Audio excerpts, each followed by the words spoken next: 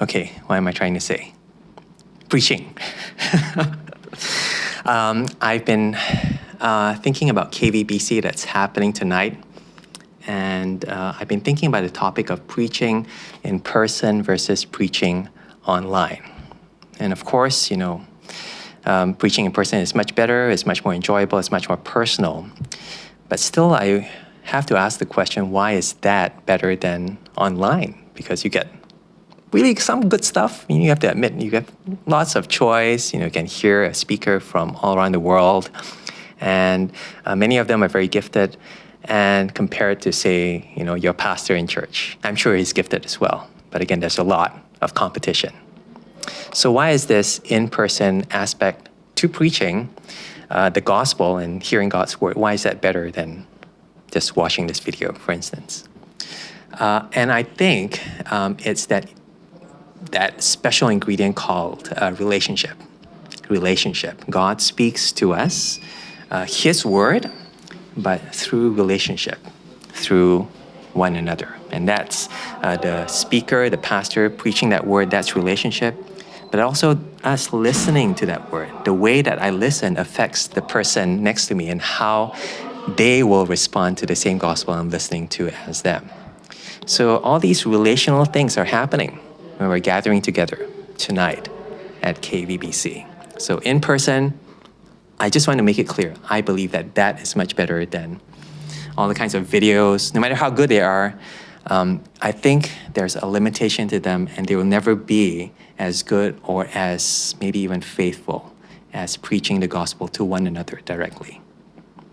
Now, having said that, the trend that I'm noticing is that the people who are doing this, online preaching, evangelism, that kind of thing, they're actually getting better, much, much better, as in they recognize the limitations and therefore they're trying to be more clear, more accessible, more honest, and making it less of a performance. Whereas those of us who speak in person are maybe not putting that kind of thought and effort in our presentation of the gospel. So, tonight I'm going to turn up, you're going to be a hall full of people, and honestly, I'm going to see the speaker on the stage and it's going to be this big. And already that's going to be a challenge because it's going to be, or at least going to seem less personal than seeing someone up close. But even though that person is all the way over there and this big, I think I can still tell, does this person have any interest in me?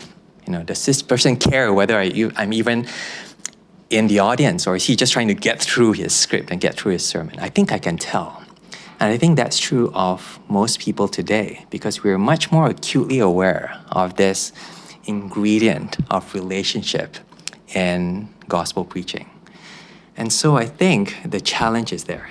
The challenge is there because the bar is set higher, not because people are getting worse, but because it's now much more challenging when you want to present the gospel, you want to present the truth. People are looking to you to see whether you really want to speak this truth to them or at them, whether you're interested in them and their welfare. Do you even know their context?